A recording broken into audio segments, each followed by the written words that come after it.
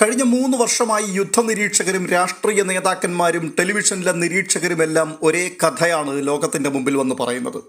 അതെന്തെന്നാൽ ലോകക്രമം തകരുന്നു, dollar നശിക്കുന്നു, സാമ്രാജ്യങ്ങൾ വീഴുന്നു. ഏത് പത്രമെടുത്താലും സോഷ്യൽ മീഡിയ നോക്കിയാലും ഈ തകർച്ചയെക്കുറിച്ചുള്ള വാർത്തകൾ മാത്രമേ കാണാനുള്ളൂ. എന്നാൽ പ്രധാനപ്പെട്ട ചോദ്യം ആരും ചോദിക്കുന്നില്ല. യഥാർത്ഥത്തിൽ ലോകത്തിൽ ഇതാണോ ഇപ്പോൾ സംഭവിക്കുന്നത്? ഭീതിയും നാടകീയമായ തലക്കെട്ടുകളും മാറ്റിവെച്ച് പരിശോധിച്ചാൽ നിങ്ങൾക്ക് തികച്ചും വ്യത്യസ്തമായ മറ്റൊരു ചിത്രം കാണാം. അതെ, ലോകക്രമം തകർന്നു പോയിട്ടില്ല എന്നുള്ളതാണ്. പക്ഷേ അത് നിശബ്ദമായി റീസെറ്റ് ചെയ്യപ്പെടുകയാണ്. വ്യാപാരം, പണം, സഖ്യങ്ങൾ എന്നിവയുടെ പുതിയ നിയമങ്ങൾ അണിയറയിൽ എഴുതി ചേർക്കപ്പെട്ടു കഴിഞ്ഞു.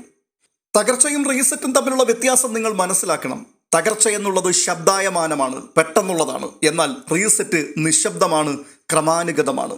കഴിഞ്ഞ 36 മാസത്തിനിടയിൽ ലോകത്തിന്റെ ചരിത്രത്തിൽ 3 അടിസ്ഥാന പ്രമാണങ്ങൾ മാറ്റിവരയ്ക്കപ്പെട്ടു. അമേരിക്കൻ കരുത്തു മാത്രമായിരുന്നു അവസാനത്തെ വാക്ക്. ഡോളർ മാത്രമായിരുന്നു ആഗോള കറൻസി.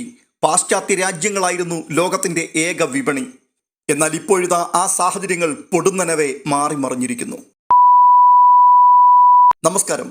അമേരിക്കയിലെ ഗ്യാസ് സ്റ്റേഷനുകളിൽ ഇറാൻ ഹാക്കർമാർ സൈബർ ആക്രമണം നടത്തിയിരിക്കുന്നു എന്നുള്ള വളരെ സുപ്രധാനമായൊരു വാർത്തയാണ് ഇപ്പോൾ പുറത്തു വരുന്നത്. അമേരിക്കൻ ഗ്യാസ് സ്റ്റേഷനുകളിൽ ഇന്ധന അളവ് പരിശോധിക്കുന്ന സംവിധാനങ്ങളെ ഇറാന്റെ ഹാക്കർമാർ കൈയടക്കിയിരിക്കുന്നു. IRGC എന്ന വിപ്ലവ സേനയുടെ നിർദ്ദേശപ്രകാരമാണ് ഹാക്കർമാർ അമേരിക്കയെ ഞെട്ടിച്ചിരിക്കുന്നത്. ഇറാനെ വീണ്ടും ആക്രമിക്കുവാൻ ട്രംപ് ഒരുങ്ങുന്നു എന്നുള്ള റിപ്പോർട്ടുകൾക്കിടയിലാണ് ഈ സംഭവം നടന്നത്. ന്യൂയോർക്ക് ടൈംസ് പത്രമാണ് ഇത് സംബന്ധിച്ച നിർണായകമായ വിവരങ്ങൾ പുറത്തുവിട്ടിരിക്കുന്നത്. ഇറാൻ രണ്ടും കൽപ്പിച്ചുള്ള നീക്കങ്ങളിലാണ്. ഇറാനെ വില കുറച്ച് കണ്ടതിന്റെ ഫലമാണിതെന്നും അമേരിക്കയ്ക്ക് അതീവ സുരക്ഷാ ഭീഷണി ഉയർത്തിക്കൊണ്ടാണ് ഇറാൻ ഹാക്കർമാർ നീക്കം നടത്തിയിരിക്കുന്നത് എന്നുമാണ് CNN റിപ്പോർട്ട് ചെയ്തിരിക്കുന്നത്. സത്യത്തിൽ ഇത് അമേരിക്കൻ സുരക്ഷാ ഏജൻസികളെ ഞെട്ടിച്ചിരിക്കുകയാണ്. ഈ സൈബർ ആക്രമണം അമേരിക്കയിലെ വിവിധ സംസ്ഥാനങ്ങളിലെ പെട്രോൾ ഗ്യാസ് സ്റ്റേഷനുകളിൽ ഉപയോഗിക്കുന്ന ഓട്ടോമാറ്റിക് ടാങ്ക് ഗേജ്, അതായത് ATG എന്നറിയപ്പെടുന്ന സിസ്റ്റങ്ങളെയാണ് ബാധിച്ചിരിക്കുന്നത്. ഗ്യാസ് സ്റ്റേഷനുകളിൽ എത്ര ഇന്ധനം ബാക്കിയുണ്ട്, ടാങ്കുകളിൽ ലീക്കുണ്ടോ, എപ്പോൾ അതിന് റീഫിൽ വേണം തുടങ്ങിയ കാര്യങ്ങളൊക്കെ നിരീക്ഷിക്കുവാൻ ഉപയോഗിക്കുന്ന അതീവ പ്രാധാന്യമുള്ള സംവിധാനത്തെയാണ് ഇത് സാരമായി ബാധിച്ചിരിക്കുന്നത്. ഈ മേഖലയിലേക്ക് ഇറാന്റെ ഹാക്കർമാർ ഇന്റർനെറ്റ് വഴി വളരെ എളുപ്പത്തിൽ നുഴഞ്ഞു കയറുകയും ATG സിസ്റ്റങ്ങളിൽ വ്യാജ വിവരങ്ങൾ അപ്ഡേറ്റ് ചെയ്തു എന്നുമാണ് പുറത്തുവരുന്ന റിപ്പോർട്ട്. അതിന്റെ പരിണിത ഫലം എന്താണ് എന്ന് ചോദിച്ചാൽ, പെട്രോൾ ഗ്യാസ് സ്റ്റേഷനുകളിലെ മോണിറ്ററുകളിൽ കാണിക്കുന്ന ഡിസ്പ്ലേ റീഡിങ്ങുകളിൽ കാതലായ മാറ്റം സംഭവിക്കും. അതായത് ടാങ്കിൽ ഇന്ധനം കുറവാണെങ്കിലും അത് കൂടുതൽ ഉണ്ടെന്നോ അല്ലെങ്കിൽ തിരിച്ചോ വ്യാജമായി കാണിച്ച് കുറവുള്ളപ്പോൾ കൂടുതലെന്നും കൂടുതലുള്ളപ്പോൾ കുറവെന്നും വെളിപ്പെടുത്തി അതിന്റെ പ്രധാന ചുമതലക്കാരെ ആശയക്കുഴപ്പത്തിലാക്കും. ATGകളുടെ പ്രധാന ജോലി എന്തെന്നാൽ ഇന്ധന ചോർച്ചയുണ്ടായാൽ അലാറം വഴി അത് അപ്പോഴപ്പോൾ അറിയിക്കുക എന്നുള്ളതാണ്.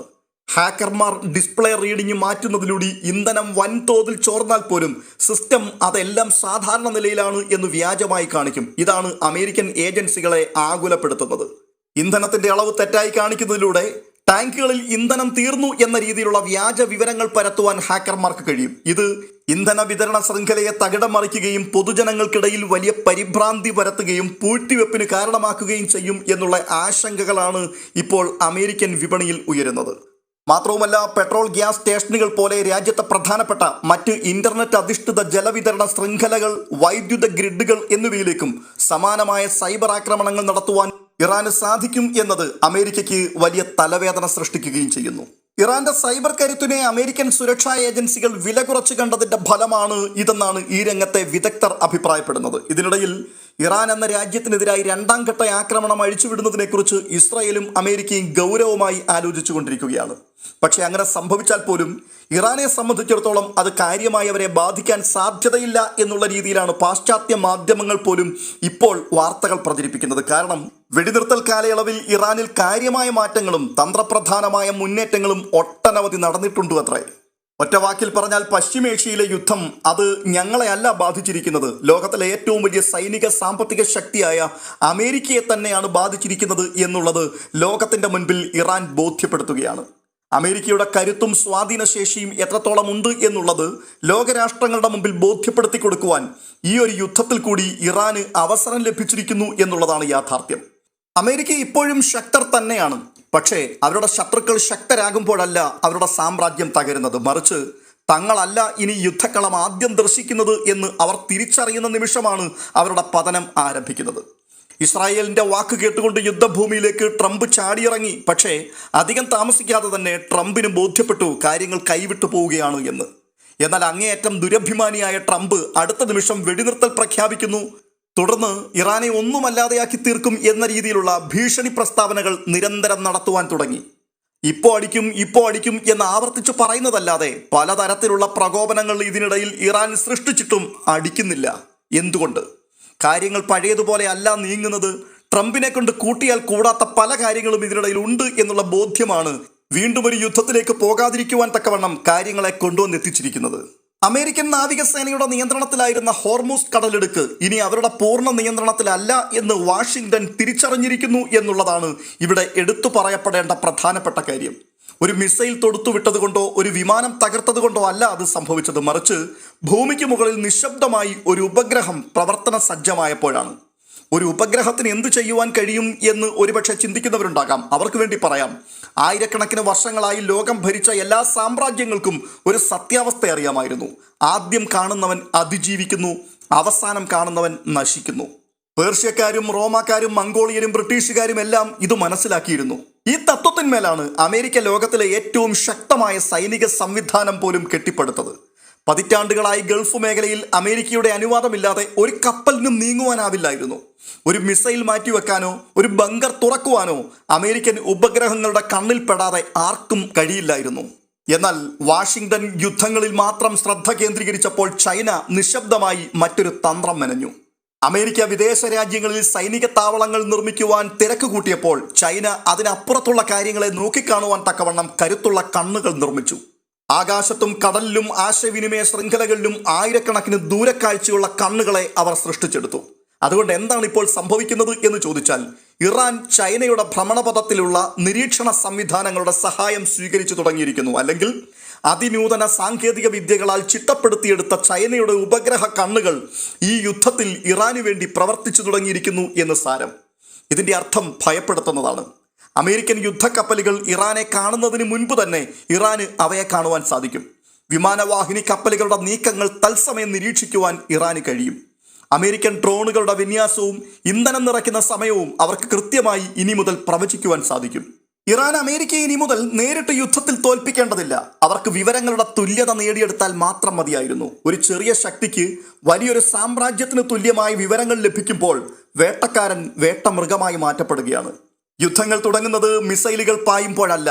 ലോകം തിരിച്ചറിയുന്നതിന് എത്രയോ വർഷങ്ങൾക്ക് മുമ്പ് അവ നിശബ്ദമായി തുടങ്ങിക്കഴിഞ്ഞിരിക്കും. അമേരിക്കയുടെ കരുത്തിനെ നേരിട്ട് ആക്രമിക്കുന്നതിന് പകരം ആ കരുത്തിന് പ്രസക്തിയില്ലാതെയാക്കുക എന്നുള്ളതായിരുന്നു ചൈനീസ് തന്ത്രം. അതവർ കാലങ്ങൾക്ക് മുമ്പേ തുടങ്ങിവെച്ചു. ഹോർമൂസ് കടലിടുക്ക് എന്നുള്ളത് വെറുമൊരു ജലപാതയല്ല, അത് ലോകത്തിന്റെ സാമ്പത്തിക പ്രാണവായു തന്നെയാണ്. ലോകത്തിലെ എണ്ണയുടെ 20% കടന്നുപോകുന്നത് ഇതിൽ കൂടിയാണ്. ഇതിന്റെ നിയന്ത്രണം നഷ്ടപ്പെടുക എന്ന് വെച്ചാൽ ലോക സാമ്പത്തിക ക്രമത്തിന്മേലുള്ള പിടി അയയുന്നു എന്നാണ് അതിന്റെ അർത്ഥം. ഹോർമൂസിലെ ആകാശം ഇനി അമേരിക്കയുടെ മാത്രം നിയന്ത്രണത്തിലല്ലെങ്കിൽ ആ ജലപാത അമേരിക്കയുടേതല്ല എന്നാണ് അതിന്റെ സാരം. ചരിത്രം നമ്മെ പഠിപ്പിക്കുന്നത് ഒരു സാമ്രാജ്യം ഈ ചോദ്യം സ്വയം ചോദിച്ചു തുടങ്ങുമ്പോൾ തന്നെ അതിന്റെ ഉത്തരം അവിടെ എഴുതി ചേർക്കപ്പെട്ട് കഴിഞ്ഞു എന്നുള്ളതാണ്. ഇവിടെ അമേരിക്കൻ നീക്കങ്ങളെ മുൻകൂട്ടി കാണുകയും അതിന് ബദലായി കൃത്യമായ തന്ത്രങ്ങൾ മെനഞ്ഞ് നടപ്പിലാക്കുകയും ചെയ്യുക വഴി തന്ത്രപരമായ അനിശ്ചിതത്വം ഹോർമൂസിൽ ദീർഘകാലം നിലനിർത്തുവാൻ ഇറാന് സാധിക്കും. ആ ഒരു കാലദൈർഘ്യം ലോകത്തിന്റെ സ്ഥിതിഗതികളെ മാറ്റിമറിക്കും, ലോകത്തിന്റെ ക്രമങ്ങളെ മാറ്റി എഴുതും. കഴിഞ്ഞ 3 വർഷമായി യുദ്ധ നിരീക്ഷകരും രാഷ്ട്ര നേതാക്കളും ടെലിവിഷനിലെ എല്ലാ നിരീക്ഷകരും ഒരേ കഥ തന്നെയാണ് നമ്മളോട് പറയുന്നത്. അതെന്തെന്നാൽ ലോകക്രമം തകരുന്നു, ഡോളർ നശിക്കുന്നു, സാമ്രാജ്യങ്ങൾ വീഴുന്നു. ഏത് പത്രമെടുത്താലും സോഷ്യൽ മീഡിയ നോക്കിയാലും ഈ തകർച്ചയെക്കുറിച്ചുള്ള വാർത്തകൾ മാത്രമേ കാണാനുള്ളൂ. എന്നാൽ ഏറ്റവും പ്രധാനപ്പെട്ട ചോദ്യം ആരും ചോദിക്കുന്നില്ല. യഥാർത്ഥത്തിൽ ഇത് തന്നെയാണോ സംഭവിക്കുന്നത് എന്നുള്ളതാണ്.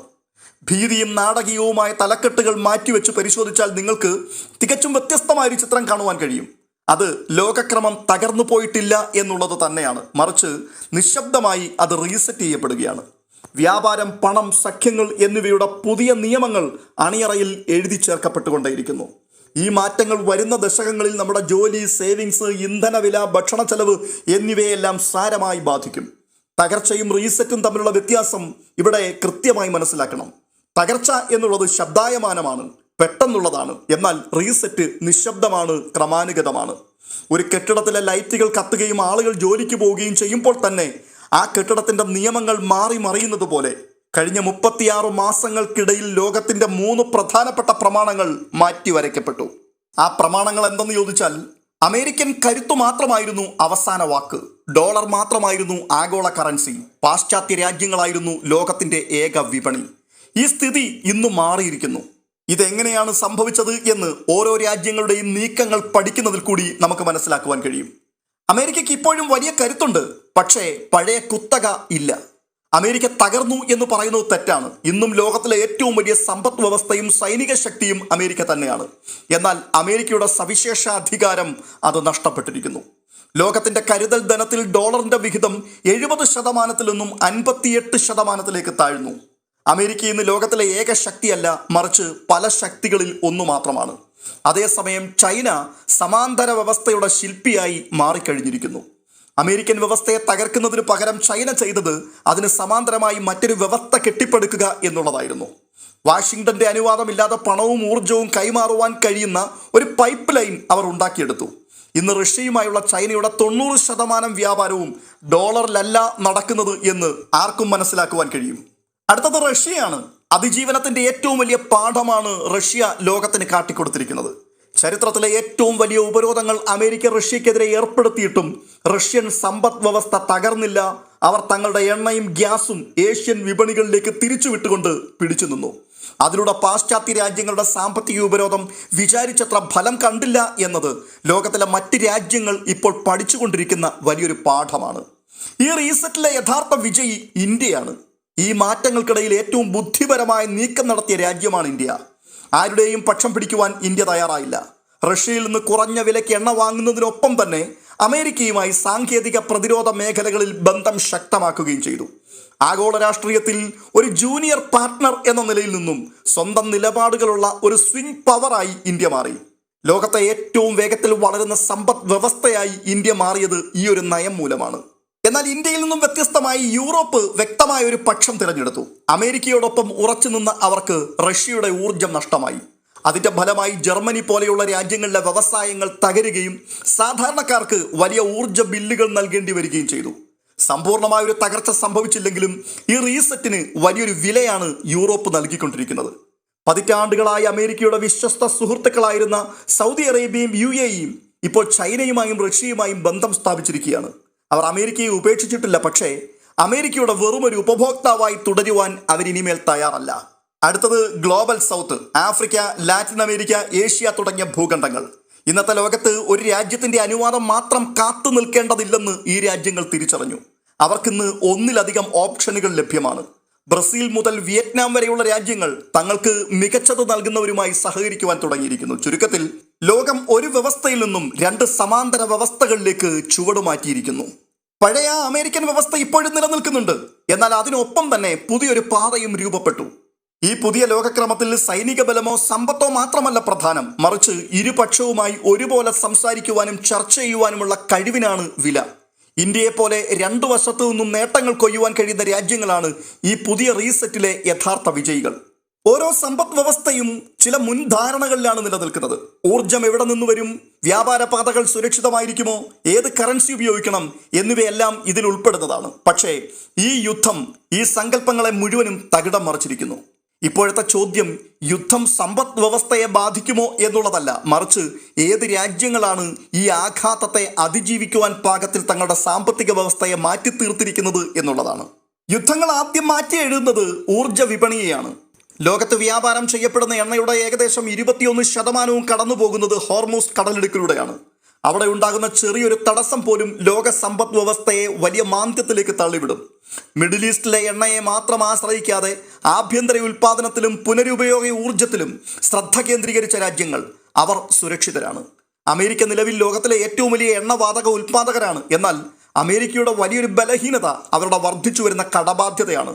ഏകദേശം $36 ട്രില്യൺ അമേരിക്കൻ കടം. ഡോളറിന്റെ ആഗോള ആധിപത്യത്തിന് ഇളക്കം തട്ടിയാൽ ഇത് അമേരിക്കൻ സമ്പദ് വ്യവസ്ഥയ്ക്ക് വലിയൊരു ആഘാതമായി മാറും. പഴയ ഊർജ്ജ നയങ്ങളുടെ വിലയാണ് യൂറോപ്പ് ഇപ്പോൾ നൽകിക്കൊണ്ടിരിക്കുന്നത്. ജർമ്മനി പോലെയുള്ള വ്യവസായ പ്രമുഖ രാജ്യങ്ങളുടെ കരുത്ത് ഭീഷണിയിലാണ്. എന്നാൽ ചൈനയാകട്ടെ സ്വന്തം ആഭ്യന്തര സാമ്പത്തിക പ്രശ്നങ്ങൾക്കിടയിലും അമേരിക്കൻ നേതൃത്വത്തിലുള്ള വ്യവസ്ഥകളിൽ നിന്നും അകന്നു പോകുന്ന രാജ്യങ്ങളുടെ പ്രധാന പങ്കാളിയായി മാറുവാൻ ശ്രമിക്കുകയാണ്. അതിനാൽ തന്നെ കഴിഞ്ഞ 80 വർഷമായി നിലനിന്നിരുന്ന ലോക സാമ്പത്തിക ക്രമം, ഡോളറിന്റെ ആധിപത്യം, അമേരിക്കൻ സൈനിക സുരക്ഷ, തുറന്ന വ്യാപാരം ഇവയെല്ലാം ഇപ്പോൾ പുനർനിർണയിക്കപ്പെട്ടിരിക്കുന്നു. സമ്പത്തോ സൈനിക ശക്തിയോ ഉള്ളവരല്ല ഈ സാഹചര്യത്തിൽ വിജയിക്കുക, മറിച്ച് മാറ്റങ്ങൾ മുൻകൂട്ടി കണ്ട് അതിനനുസരിച്ച് മാറാൻ തയ്യാറാകുന്ന രാജ്യങ്ങളാണ്. ഈ വിഷയത്തെക്കുറിച്ച് നിങ്ങളുടെ അഭിപ്രായം എന്താണ്? കമന്റ് ബോക്സിൽ രേഖപ്പെടുത്തുവാൻ മറക്കരുത്. മറ്റൊരു അപ്ഡേഷനുമായി വീണ്ടും എത്താം. അതുവരേക്കും ബൈ.